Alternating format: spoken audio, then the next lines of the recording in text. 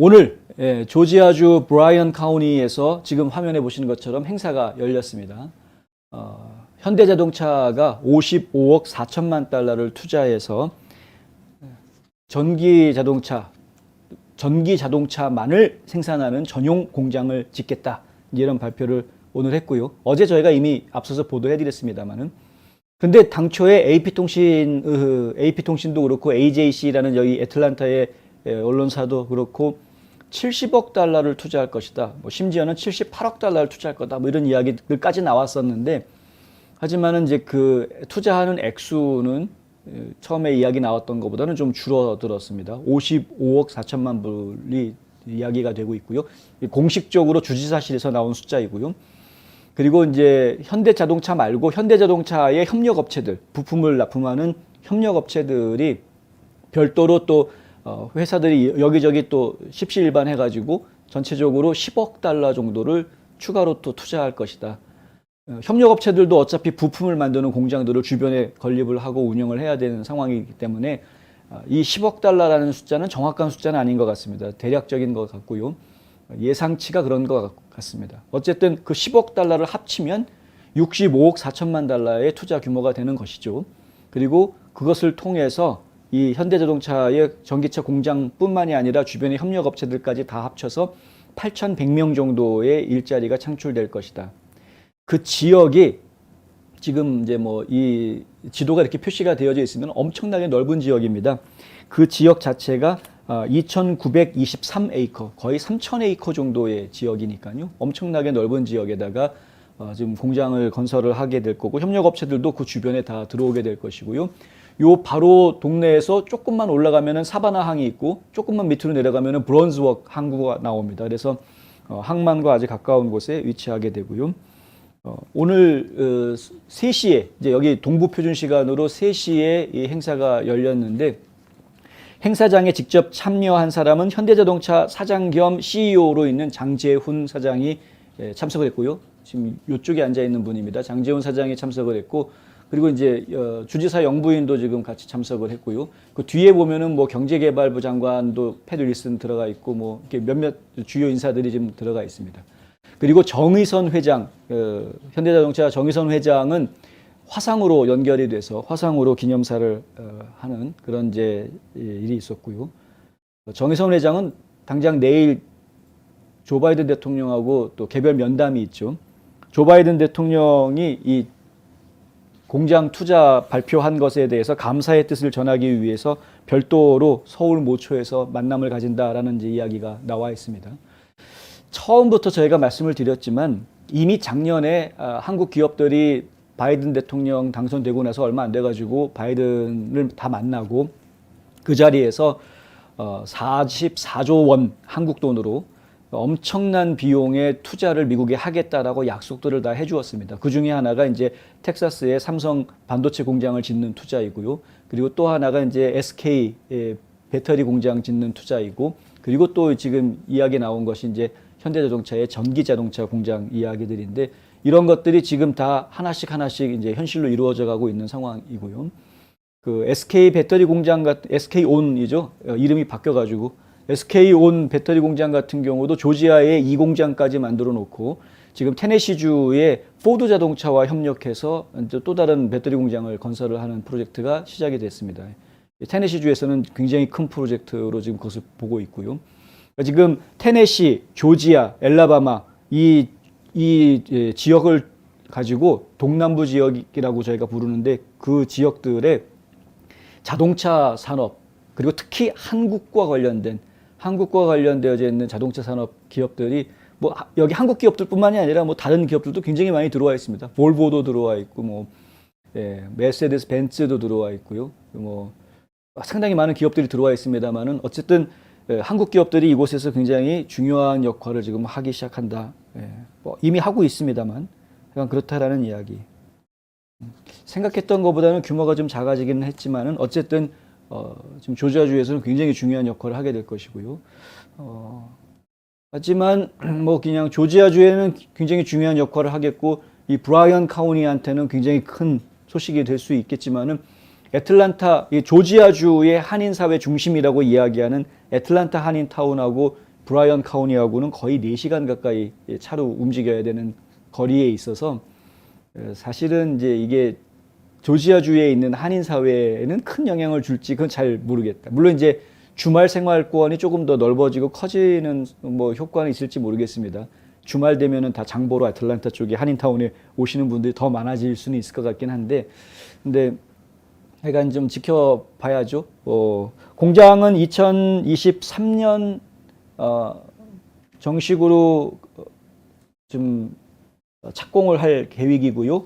2025년 상반기에 양산을 시작할 계획이다. 이렇게 지금 되어져 있습니다. 연간 규모 30만 대 규모로 양산을 하게 될 것이다.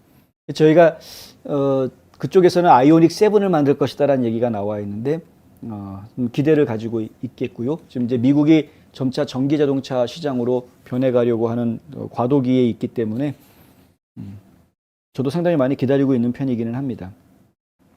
하여튼 네, 한국 기업 기분 좋은 한국 기업 투자 소식이었고 조지아주에서는 이걸 발표함으로 해서 브라이언 캠프 주지사가 이번에 주지사 선거에서 다시 주지사 후보감으로 낙점을 받을 수 있는 아주 좋은 발판을 확고히 했다.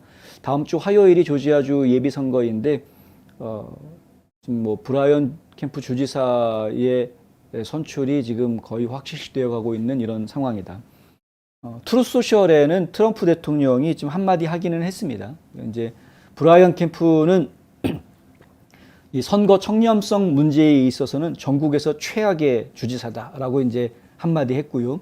그리고 좌파 언론들이 그 트럼프 전 대통령이 데이비 퍼듀를 포기한 거 아니냐, 왜 안 도와주느냐, 뭐 이런 이야기들을 기사로 내보내고 있는데 전부 다 쓸데없는 가짜 뉴스다. 나는 데이비 퍼듀를 포기하지 않았다. 계속해서 도와줄 거다. 이제 이 이야기가 이제 계속 나오고 그러면서 이제 캠프를 공격하는 이야기도 같이 나오고 이런 글들을 올려놓기는 했습니다.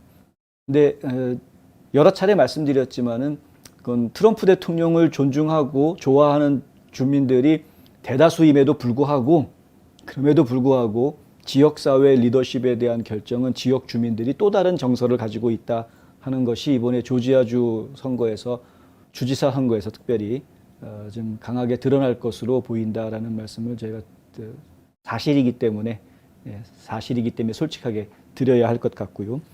근데 뭐 그 외에 허셜 워커라든가 뭐 제이크 에반스라든가 혹은 이제 조디 하이스 후보 같은 경우에도 좀 선전해 주기를 저희는 바라고 있고, 그리고 많은 트럼프 대통령의 지지를 받고 있는 다른 후보들이 또 굉장히 잘 띄워주고 있기 때문에 좋은 소식이 있을 것이라고 저희는 또 기대하고 있습니다. 비록 주지사 자리는 좀 놓쳤다 하더라도. 하지만 브라이언 캠프 주지사는 계속해서 이렇게 지금 경제개발 유치하고 투자를 유치하는데 남들보다도 다른 전대 주지사들보다 더 뛰어난 성과를 거둔 모습을 보였던 것은 분명한 사실입니다. 오늘 발표된 현대자동차를 포함을 해서 2020년부터 지금까지 조지아주에 이런 그 전기 자동차 관련 프로젝트가 발표된 것만 20개가 넘는다라는 이야기가 나왔고요. 총 135억 4천만 달러 이상의 투자를 유치했고 주 내에서 18,000개 일자리를 창출하는 성과를 올렸다라는 이제 주지사실의 발표가 있었습니다. 그러니까 전기 자동차와 관련해서만 이 정도 규모의 프로젝트가 진행이 됐다 하는 건 전국에서 유일한 상태이기 때문에 조지아주가 미국 전국의 전기 자동차의 중심지로 급부상하게 되는 상황이 이제 곧 열리게 될 것이다. 이제 이렇게 볼 수 있을 것 같습니다. 이러한 노력들은 브라이언 캠프 혼자서 해낸 것은 사실은 아니죠. 예전에 네이튼 딜 주지사 있었을 때부터 이미 2015년경부터 그 전부터도 전기 자동차로 전환을 예상을 하고 조지아주의 전기자동차 시설들을 유치하기 위한 유치전이 꾸준하게 진행이 되어져 왔었습니다. 그것이 이제 브라이언 캠프 주지사 시절에 와서 지금 꽃을 피우고 있는 것인데 어찌됐든 조지아 주민들에게는 이제 경제적으로는 좋은 소식이다. 하지만 정치적으로는 조금 좀 우울한 소식이 될 수도 있는데, 왜냐하면 이런 대기업들이 들어오면서 일자리를 찾아서 전국 각지에서 모여드는 사람들이 의외로 민주당 성향의 인사들이 상당히 늘어나고 있다는 것이죠. 그게 현실입니다. 조지아주의 민주당 인사들이 사실은 대기업들 일자리를 따라서 더 많이 늘어난 모습을 지금까지 우리가 보아왔다. 이번에 현대자동차가 그런 역할을 할지는 모르겠습니다만은 어쨌든 일자리가 많아지고 경제가 발전하는 것은 반가운 일인데 정치적으로는 좌편향된 주민들이 늘어나면서 조지아주 내의 정치적인 갈등은 좀 더 깊어져 가고 있는 그런 양상을 보이고는 있다. 네, 이런 것이고요.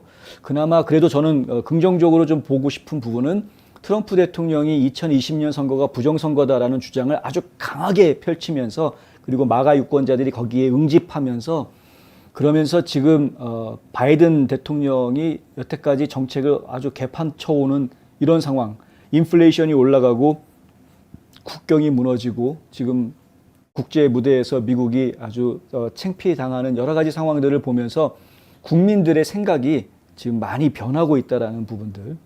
예. 그게 이제 이번에 예비 선거를 치러 보았더니 공화당 표를 찍는 유권자들이 민주당 표를 내는 유권자들보다 훨씬 더 많이 나오고 있다라는 점에서 좀 증명이 되고 있는 것인데요.